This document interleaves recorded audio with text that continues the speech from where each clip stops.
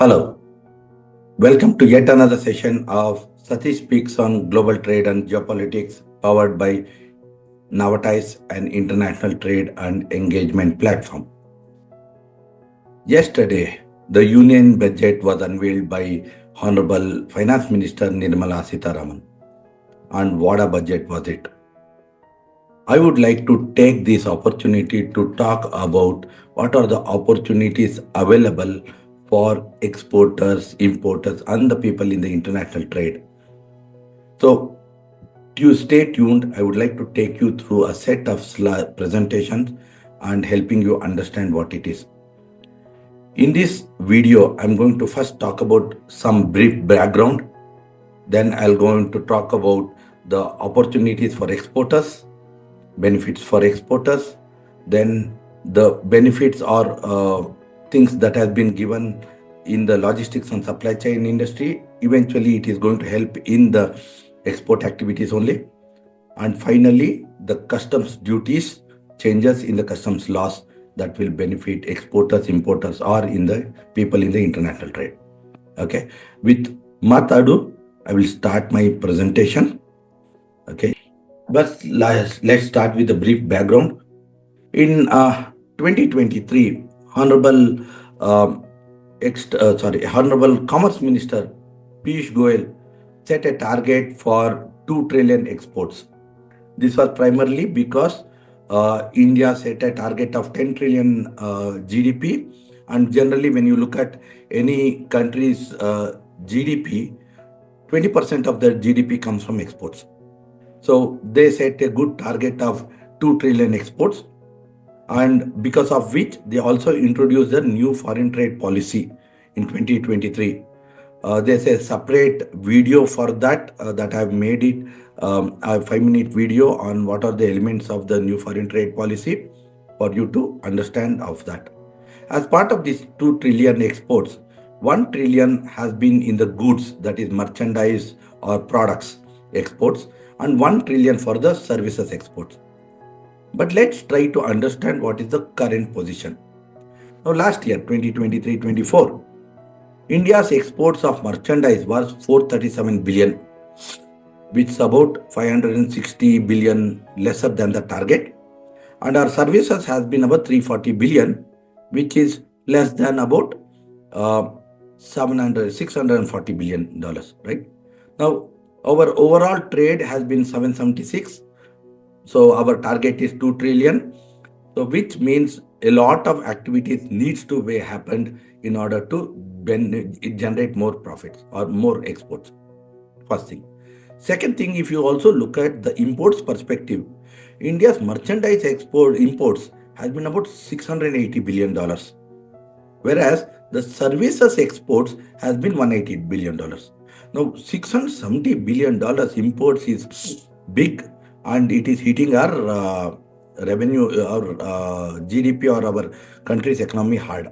Why? Because we import a lot of petroleum products and variety of things, and because of which our dollar to India's conversion, rupee conversion has been very high, and it's growing as well, right? You have never seen your petrol prices reducing at any rate. And that is primarily because our merchandise exports has been high. And if you see, the petroleum products forms about 22% of our imports.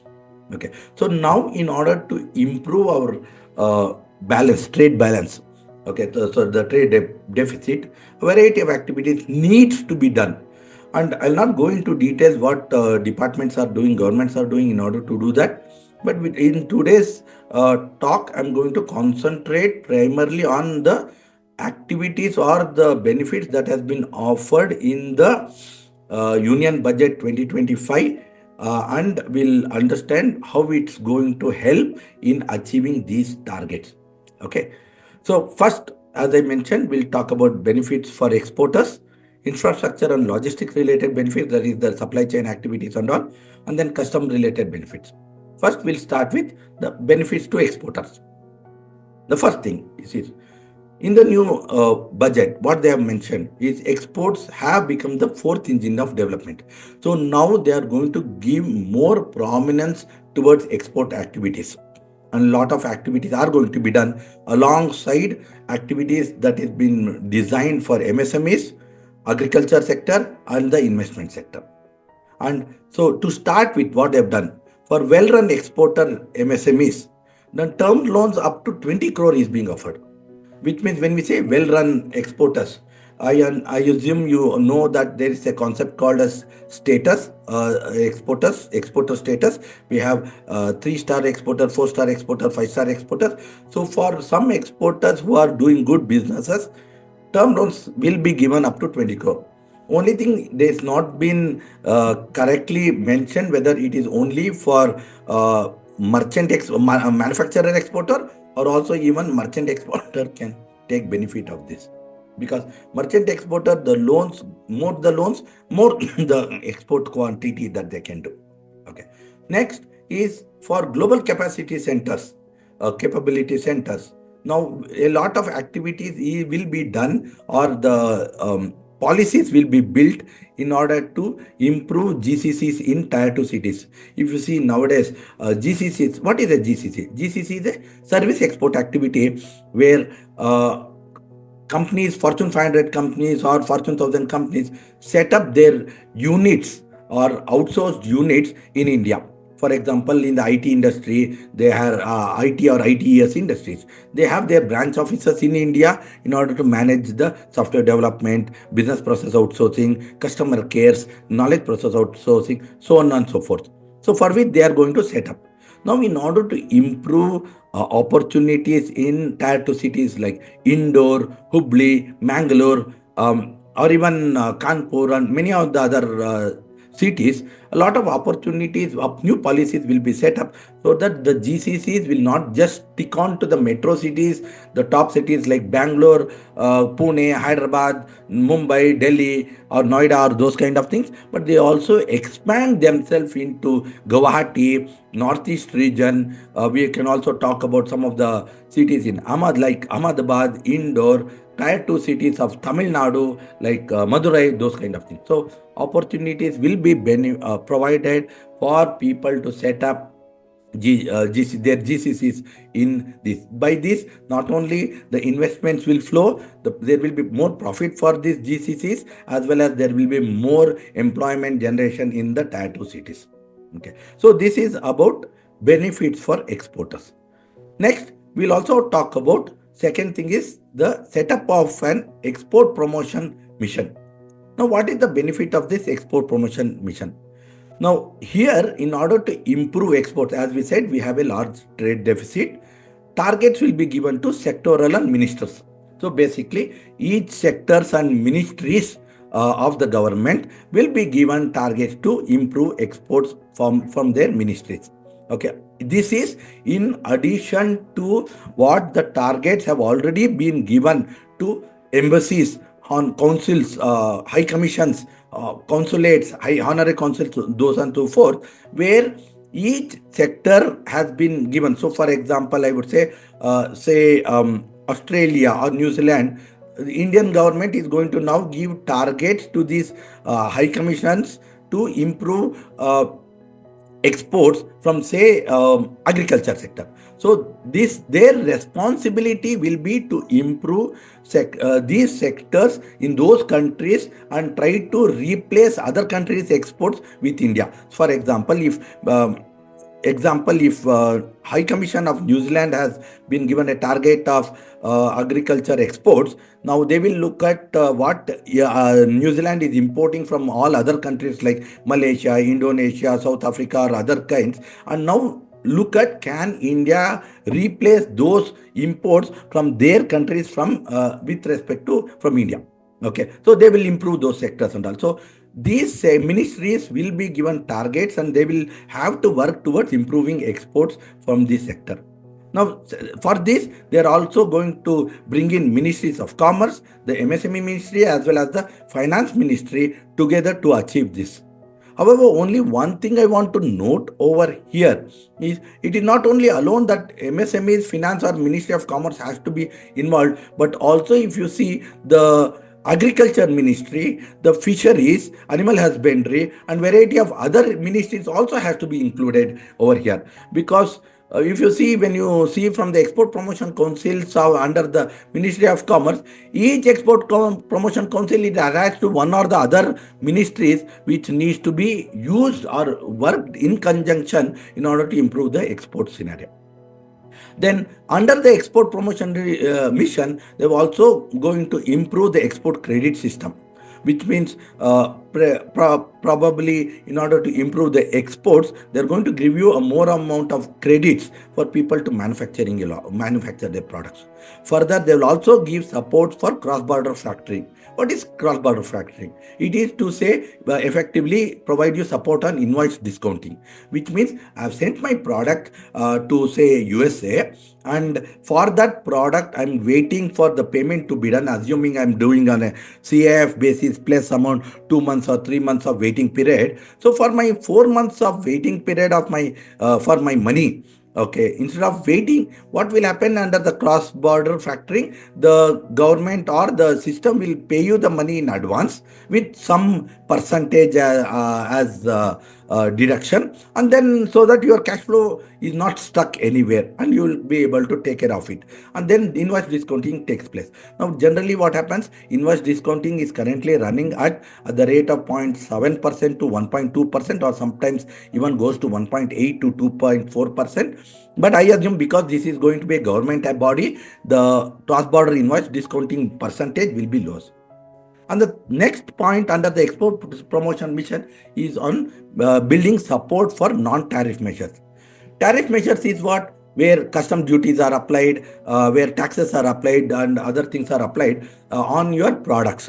But always that is not the only thing. For that, I'm sure the government will be coming with a variety of free trade agreements and opportunities in order to reduce those agreements or custom duties and other things. Okay, but other than that, also many of the countries apply a variety of regulations, policies, administrative procedure, which is very tough for Indian exporters to export those products to those countries. For example, let's take up one of the elements in order to export to UK or Europe. Okay, many times nowadays, what's happening? They're insisting on global gap certification.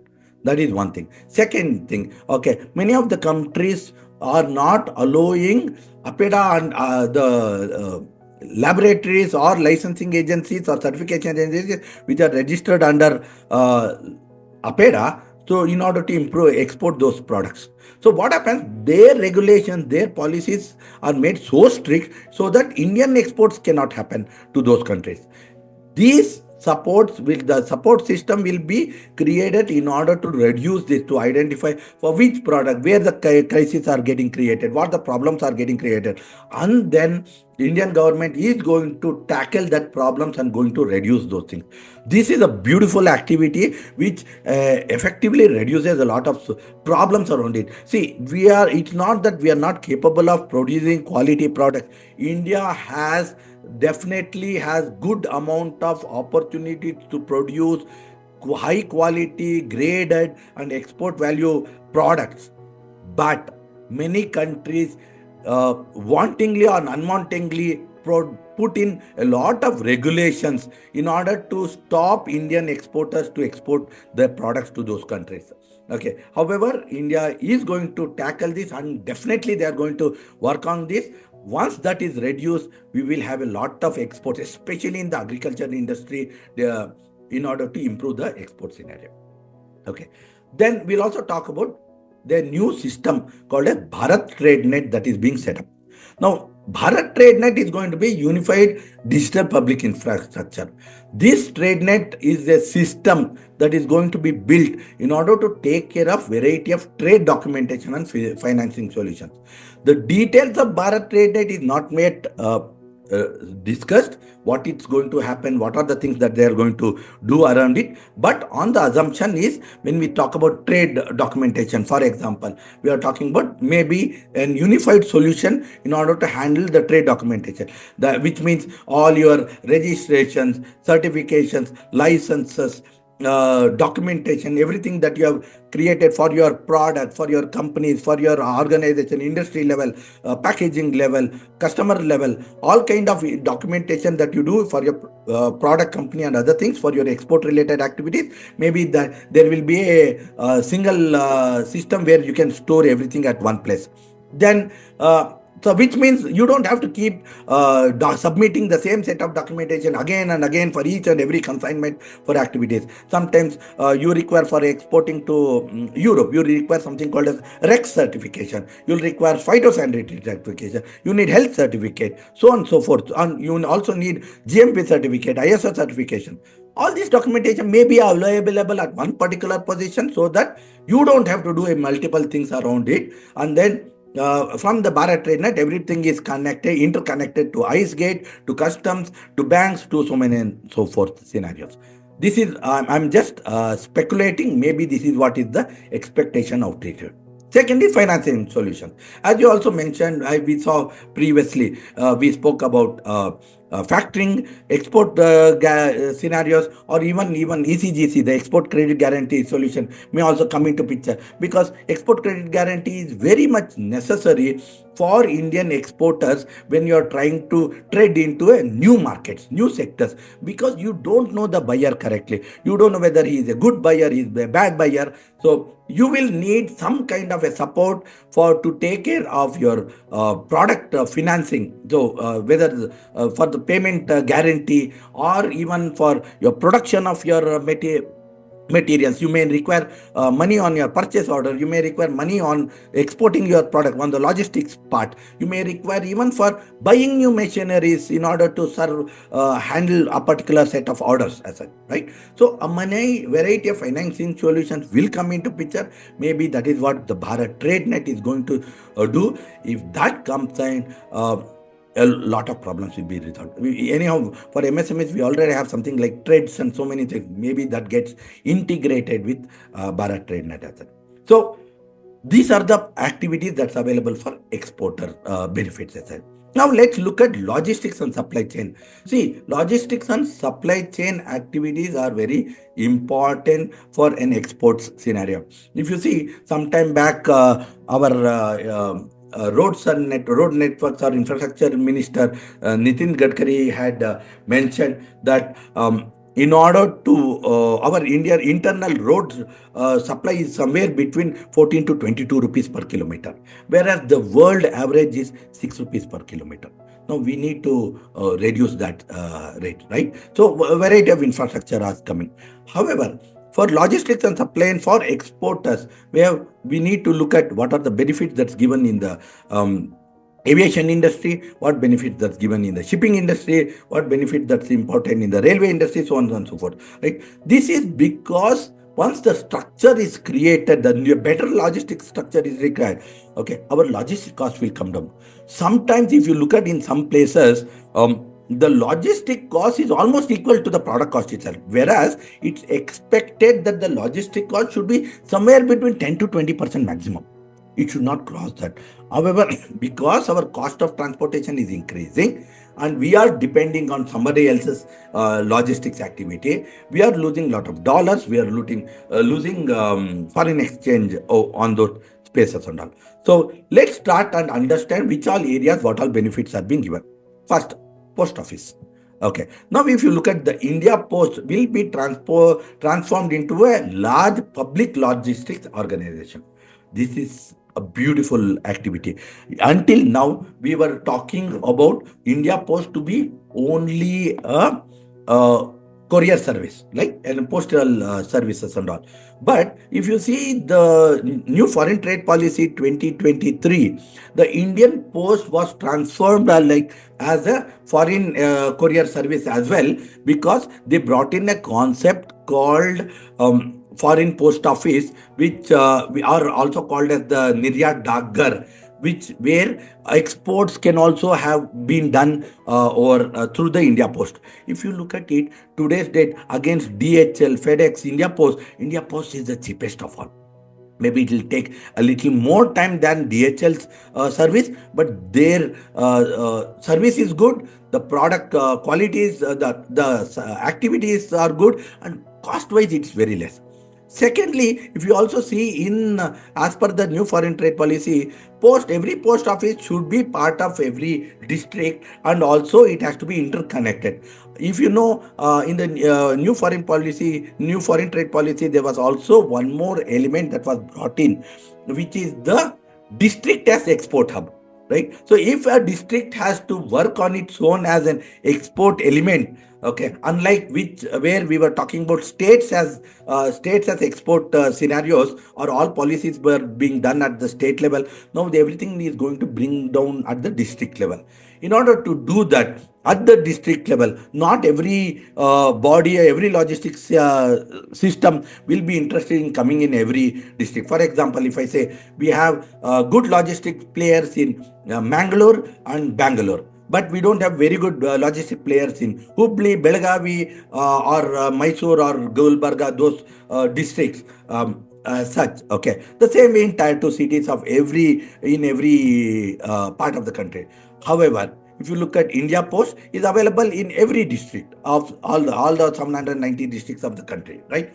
So in order to achieve that, it is always good to have India Post as a large public logistics organization, and interconnect that in order to improve the logistics. And it's not that alone. Even with this scenario, even the e-commerce exports will increase a lot.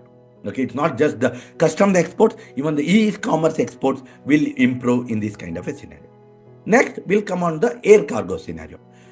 For the air cargo scenario, they're going to upgrade infrastructure and warehousing for the air cargo.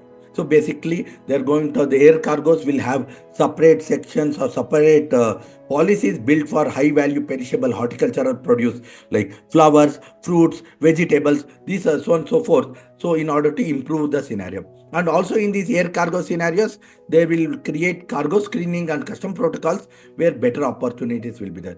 So your warehousing scenario on the air cargos will be better, and a lot of activities will be brought in. Also under Udan, new set of airports will come in, and these airports will also nowadays has been become as a what we call it as the passenger aircrafts are coming in, but we may also have cargo from even district levels. Why? Because you don't have to bring a product from a tier 2 tier 3 city district all the way to the tier 1 district in order to do exports of air cargo, right? You can always achieve that interconnectedly through the smaller airports and bring in. This is a long-term vision. It may not happen immediately, but this is a good vision to follow and go. Third is the shipping industry. See, if you see the shipping industry, India, though it has a very big coastal line, our shipping industry has always been a small industry. It never went in. We don't have big ships. We don't have any of the large players owned or large ships which are owned by Indians or the Indian governments. Because of which we are failing in the shipping industry, like Merck's or MSC, CMA, Evergreen. These kind of people are making more money, which means we are losing foreign currency for them. And not only that, this has become a kind of a mafia at some levels. Okay, so how does it happen? Because any place anything opens, these shipping companies will just increase the cost of shipping, which means it's cost of shipping, the cost of containers, the cost of shipping from one port to another. But if it increases, then the cost of products will increase, which means you will become very competition will increase, and the cost of the whole transportation from one part to another part is going to increase, right? In order to reduce that, it is always good to have India to have its own ships. So that is the reason why shipbuilding financial assistance policy will be revamped and new credit roads will be brought in. See, the biggest problem in improving the shipping industry in India, I'll give you one example. Goa, though it's a small state, it has about 35-40 shipyards.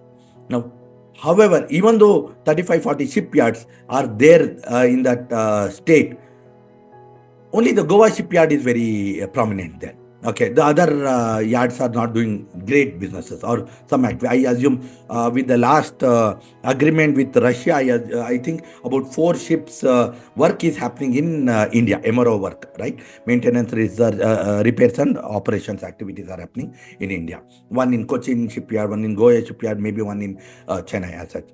Now, in order to improve that, okay, in order to do that, if the small players also have to come into the shipping industry, then they need financial assistance, because ship whole building or shipbuilding or ship repairs is not a short-term activity. It will happen. It will take 1 year, 2 years, 3 years, 4 years also for building a bigger ship.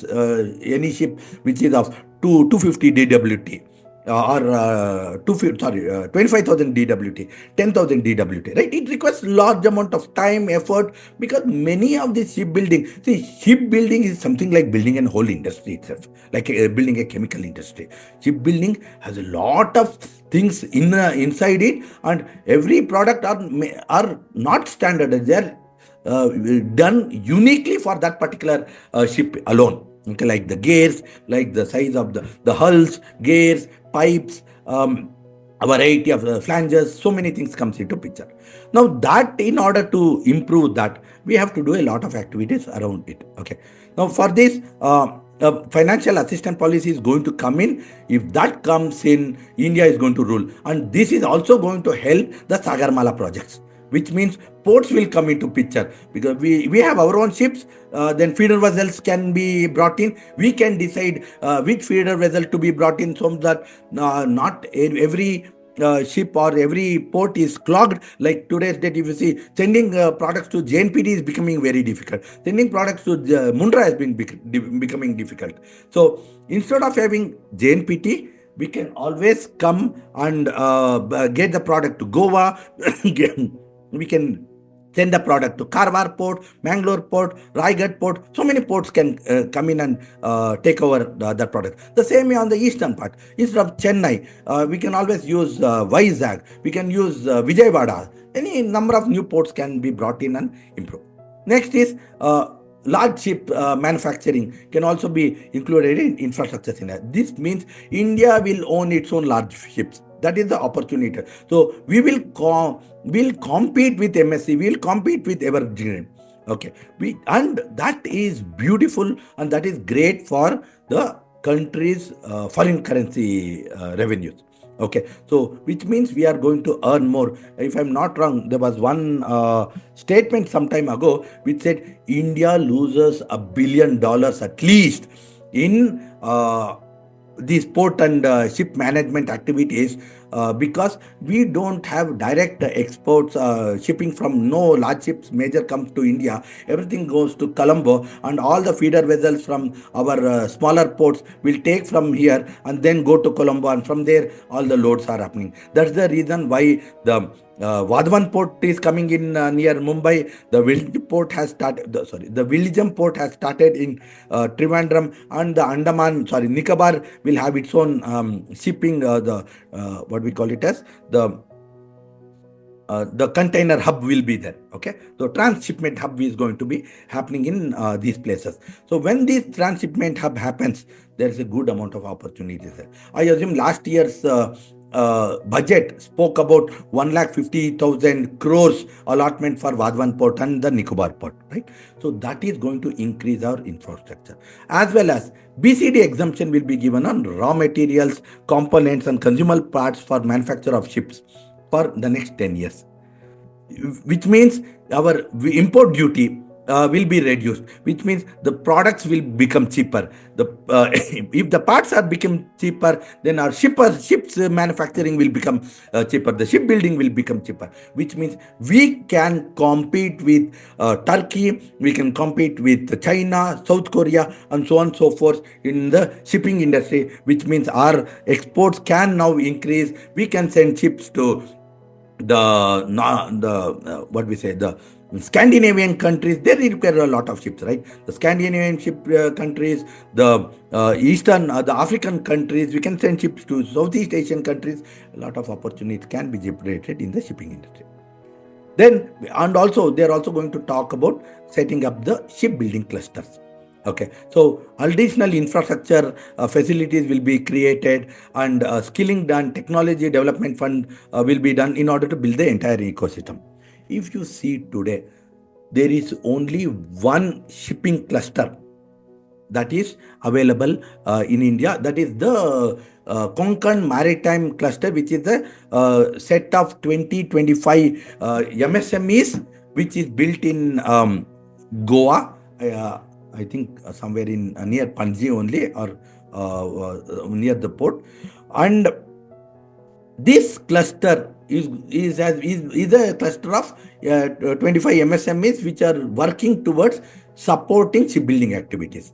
Like that, clusters can be built or will be built in Kochi, Mangalore region, in Tamil Nadu, maybe in near just below Chennai, or anywhere between Chennai and Tuticorin. And then we can have clusters all the way from Kakinada in Nellore to Vijayawada to Vizag, or even in Odisha. Odisha has a beautiful set of opportunity to build new set of shipbuilding clusters as well.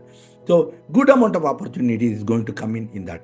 And also a maritime development board is going to be set up for long-term financing of the maritime industry, which means what? 25,000 corpus. Okay, so this will be used in order to set up ports, right? That is one of the scenarios. See, now today's date, if you see, two new ports are coming in Karnataka. One in Karwar, one near Keni, Ankola, which is I think Ankola's one is being managed by JSW infrastructure. Even the Raigad port is coming out with JSW infrastructure, and also the Konkan Maritime Board. That's coming in, I think it's Konkan Maritime, not the Konkan Maritime Board. I think the Karnataka Maritime Board is also working towards improving the Karwar port into a container port. Okay, so likewise, even Vijayawada has a beautiful opportunity to have a port on its own, right? For which there will be 49% contribution from the government, and rest from the ports and private sector can invest. Okay. Then comes the railway sector. Now, railway sector also is part of the infrastructure development, isn't it? See, as much as possible, if you reduce the road infrastructure, railway infrastructure can increase on that. Now, there for MROs of railway infrastructure, railway parts and all, whatever imports have been done, exports scenarios is created for 6 months to 1 year. Extension has been given, which means from the date of import of the parts, within 1 year, that parts have to be used as part of the repairs or maintenance and activities into the railway products, and then exported on it. Okay, this is similar to what we have done for the ships and aircraft in the last budget. And further, it's not only 1 year, 6 months to 1 year, it can also be extended to 1 more year if in case the project is not completed. This is an opportunity that is given in order to improve the rail or train MRO activities around in this. Okay, so this was what about the activities related to shipping and logistics. You see, there's a lot of interconnection between the exports activities and the logistics and shipping industry in the country. This is very important for us in order to improve exports. See, anything that we improve, whether in terms of logistics or in terms of products, will reduce our cost of exports, number one, and number two, will increase profits, or three, it will increase competition with countries. Otherwise, we'll always have been seeing that Chinese products are the cheapest, right? If Chinese products are always the cheapest, then we'll never have exports opportunities, right? So we'll have to work on that. Now come on to the customs benefits. What are the activities that has been done? What are the benefits that is being given in custom laws under this union budget? First, tariff structure has been changed a lot. Now, first thing is they have removed 7 tariff structure and now finally having 8 tariff structures, including the zero rate. Earlier, we had 22 tariff structures. In the last budget, they removed 7 tariff structures, and this budget they are removing another 7 tariff structures. So 14 tariff structures are removed, and only 8 will be pending, and along with the zero rate, which means you will not have too many differences. There will not be 0, 2, 4, 5, 8, 12, 20, 25, 40, 30. No more different structure. They will bring it onto one single structure in order to, so that people are not confused on the tariff structure. One. Second, one-on-one cess. One cess for our surcharge to be applied. We have too many cesses in the customs duty. We have social welfare surcharge, we have compensation cess, custom health cess, general cesses, so many and so forth. Right? What they will apply, they will do is they will apply one cess or surcharge for one particular product. So you don't have to keep paying multiple cesses for the same single product alone. Okay. For example, if say we are importing tea, assuming we are importing tea, like the matcha tea from Japan. In matcha tea from Japan, you see for $100 worth of tea imported, we are currently paying $236 worth of duty. Why? Because BCD is 200, ACD, AEDC is 200. So, and all along with that, many cesses are. So, they are going to bring down to one single cess, and that cess will be applied. Second, they will also apply appropriate cess. It's not that the same cess will be applied. What matters for that particular product, that particular cess will be applied. Not any and every cess will be applied. Okay.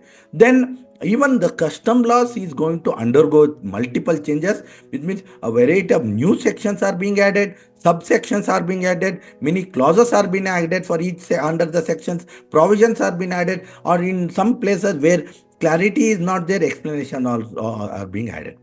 So variety of laws are going to undergo changes under the customs law. Okay. Then we also see there the changes in import customs duties, which means for some products they are going to increase the custom duty. Why? In order to promote competitiveness in our own products. Okay, so if we increase customs duty, which means we cannot import more of those products, and which means our internal local production will increase, local manufacturing will increase, and hence we can use it for local markets, or we can export it. So, for example, what Donald Trump is doing for all countries, right? So we have to look at what opportunities are there because of it. Second, they're going to reduce customs duty, especially reducing the income tax, deepen value additions, or promote export competitiveness. See what happens many of the time. Many of our products, exports, whatever has been produced, will require raw materials. Now, for that raw material, we are importing from some other countries. Now, if we reduce the customs duty on these imported raw materials, our total output value-added products or the processed products will become cheaper.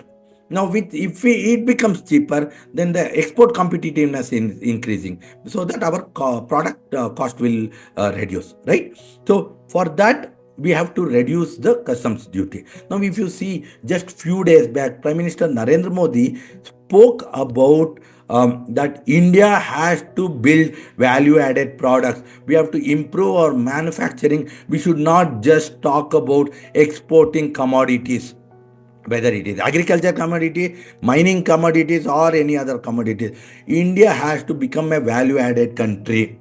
Our manufacturing has to increase.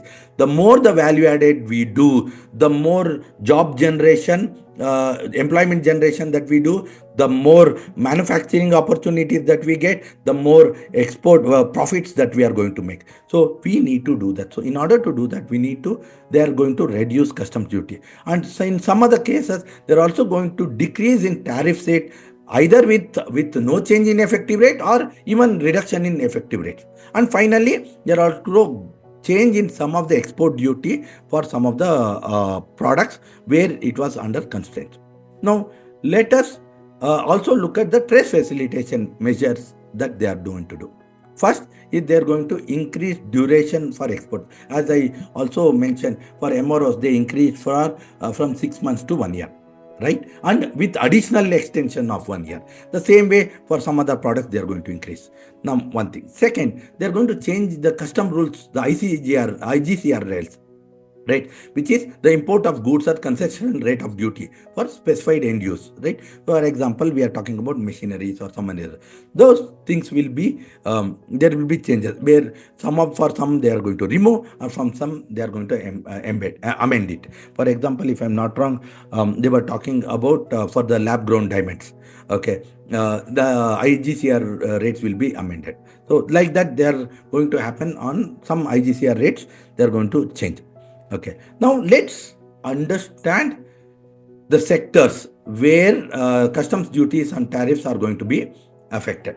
Okay, these are the sectors I'm going to take. There were so many other sectors as well, but I've tried to group some of the sectors because these are the sectors where good amount of opportunities are available, and I'll also try to help you understand why these are required and where it is going to help us. Okay, first. So the first is we are going to talk about seafood. Okay.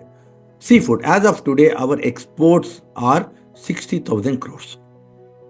We have to increase that. 60,000 crores is a good amount of money for exports. Now, in order to improve that there is a huge potential.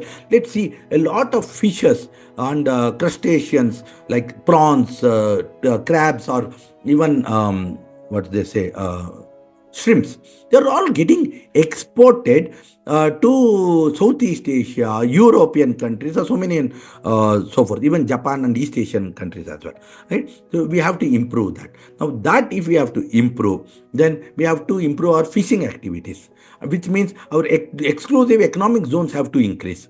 Right? So what they are going to do, they're also going to build more activities in Andaman region, the Lakshadweep region, and improve their economic.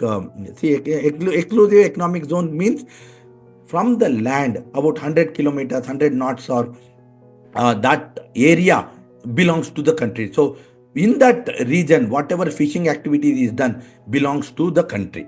So nobody else can take over. That's the reason why we see we always keep having problems between fishing activities in Sri Lanka, and many of our fishermen are getting caught in Sri Lankan waters, doing fishing in Sri Lankan waters, because our exclusive economic zone between Sri Lanka and India is very small, and people tend to cross that EEZ. Okay, so in order to do that, they are going to now create more exclusive economic zones on that. That is one thing. Second is they are going to input duty reduction on various ingredients for processed seafoods. See, for example, we do shrimps, right? We do prawns, for example. Okay, so the Nellore Ongole region in Andhra Pradesh, the Kundapur region in Karnataka, they do a lot of prawns culture. Now, I assume they use surmi to process and mix it and make some kind of it. So, but we don't manufacture surmi or hydrolysate, right? So those things are imported at a lower duty rates, and then they are used along with the seafoods that we produce, and they produce processed seafoods which are canned, tinned, and so on and so forth, and exported. Right? So in order to do that, we are doing a variety of activities. Next sector is the handicrafts, textiles, or leather sectors. Okay. Now, under this sector, for leathers, a new focused product scheme will be implemented. This is predominantly to improve our design activity, manufacturing, and machinery, import of machinery activities and all. Why is this required? This is required in order to be competitive with our products, leather products in the world. Now, Europe imports a lot of leather, but whereas if you see a lot of leather products are being exported from Bangladesh. Now, in order to compete with Bangladesh and in order to manufacture as per their requirement, the trends, the designs, and whatever is happening, a product scheme is going to come in, which is going to improve that industry. Then they are going to reduce the BCD on basic customs duty on the wet blue leather. and zero export duty on the trust letter. Earlier there was 20% duty on the trust letter. Trust letter is hides and skins. So that was the raw material, but now they are going to reduce that as well in order to improve exports. Then they have also increased in the coming to the textile sector, knitted fabrics. These knitted fabrics duty has been increased. Why? We don't want to export fabrics. We want to export apparels. Right? You have apparels, then from the apparels you are going to improve more exports, textile, which means the textile industry is going to get more job employment and other activities. And finally, coming to the handicrafts, as I mentioned, they've increased the time limit for handicrafts raw material imports, and from 6 months to 1 year, and extended up to 3 months. That is 1 year, 3 months, so that you have time to import the raw materials, manufacture the handicrafts, and send it across. Maybe in the wooden handicrafts, some of the products may be there. Metal handicraft, we may import steel, we may import bronze or copper, those kind of products, right? So those kind of products can get benefit out of that. Next sector is the drugs and materials. Zero basic custom duty is being applied on life-saving drugs like cancer drugs and many other ones which are necessary for, which means the cost of the cancer drugs is going to reduce. Then zero BCD on drugs that are used on patient assistance programs. So for example, what is the patient assistance program? These are programs run by pharma industries where they give free drugs to patients on for a particular set of diseases or kind of treatments and all. For those drugs, zero basic custom duty is going to be applied. Then coming to the critical minerals and precious metals, these import duties, the benefits are there, customs duties are reduced because these minerals are used for manufacturing of products. Right? We require waste of scrap metals of antimony, beryllium, bismuth, cobalt, cadmium, molybdenum, so on and so forth, zirconium, copper. These are required for manufacturing of products, maybe in electronic industry, in the household industry, a variety of things and all.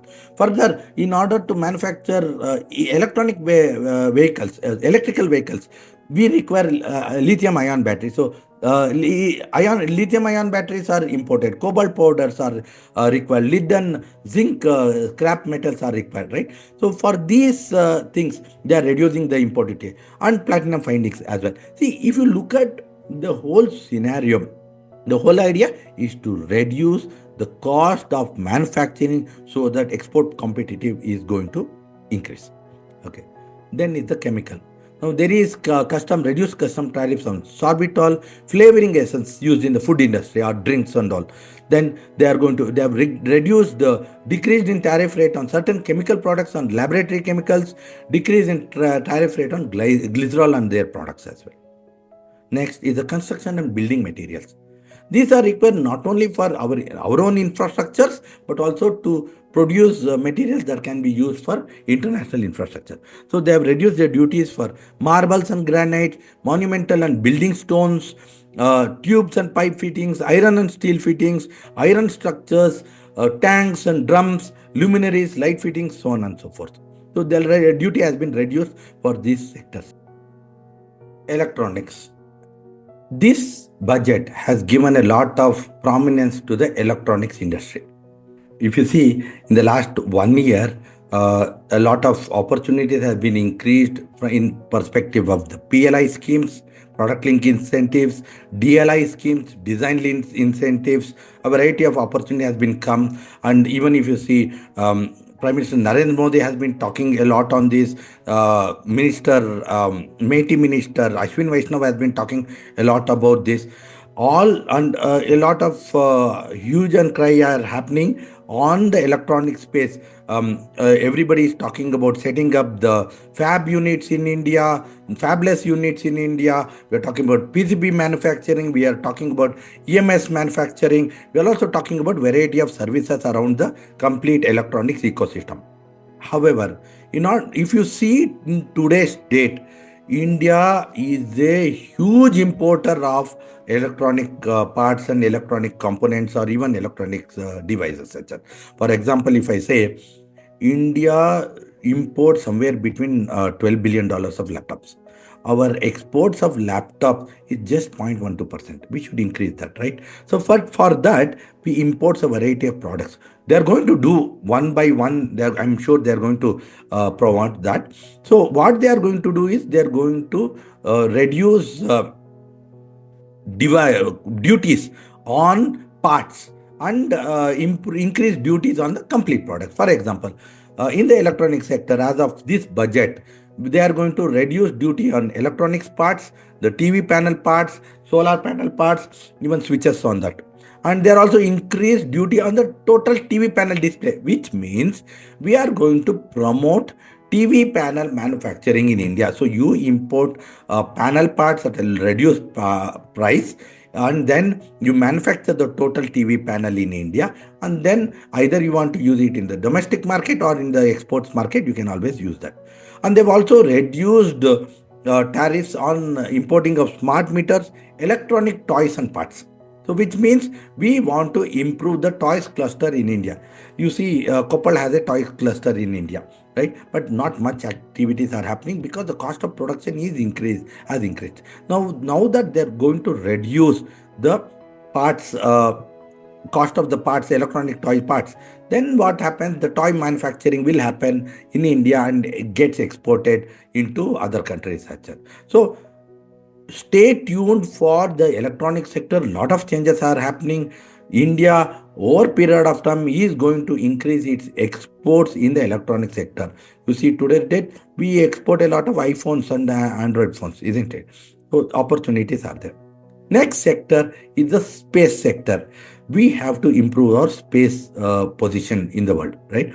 Now, if you see, a few days back, the new head of ISRO spoke about that India took so many years, I think over 50 years, to run 100 satellites, to launch 100 satellites, and it will take another 5 years to launch another 100 satellites, right? If we have to do that, if we have to be capable of launching 100 satellites, then we need to have better ground installation units. We need to have better launch vehicles and tools in order to manage those launching activities of the satellites. So in order to do that, they're going to put zero tariffs on these units. They are going to put zero tariffs so that the cost of import of these products or the tools or the parts required to manufacture these tools or vehicles are reduced, and India is capable of launching another 100 satellites in the next 5 years alone. Okay, so space sector has been given good amount of prominence there. Then comes our vehicles. Now, for the vehicle sector, they have reduced duty on import of engines, semi knockdown and completely knockdown of motorcycles as a. Why this is required? If you see today's date in the African market, it is the Indian motor vehicles which are running in Africa. Earlier, they used to import Chinese vehicles, but what happened? Chinese products were so low quality, and people had to buy again a new vehicle altogether. Whereas Indian vehicles, even though were a little of higher cost, we always provided reliable motorcycles. But for us to happen, if we have to increase more bigger market, not only in in Africa, but also if we want to target the South America or even the Southeast Asia region, we need we need to export better vehicles at cheaper cost. So in order to do that, we have to reduce our duty for our imports of our engines or the materials that is required to manufacture or assemble motorcycles. The same way, they have also reduced the duty for new and used motor cars, motorcycles and bicycles, and also for new yachts and water sports vehicles. India is trying to expand into variety of areas. So there are good amount of opportunities for imports of vehicles or vehicle parts. So this is what we are looking at as India's Union Budget 2025. I'm sure you have, if you are come, you have listened to me until now. I'm sure your mind have got boggled down, and it's a beautiful amount of activities that's being done by the Indian government, especially the finance ministry. The budget is going to give boost to a lot of manufacturing.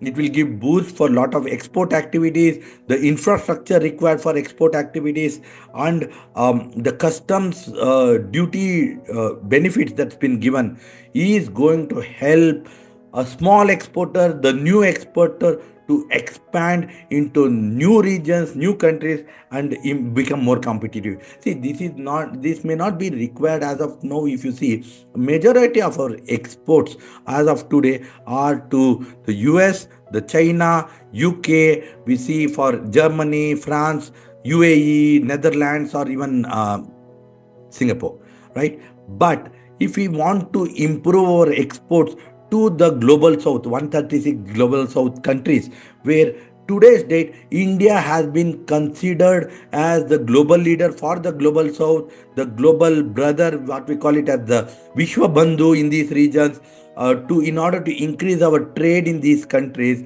it is important that we also become competitive in our exports, because these developing countries and underdeveloped countries are cost sensitive and need that support for the products to be lesser cost. Otherwise, they are going to always go towards China. See, let me be very frank. They're not happy with doing business with China, but they're forced to do business with China because of the cost factor.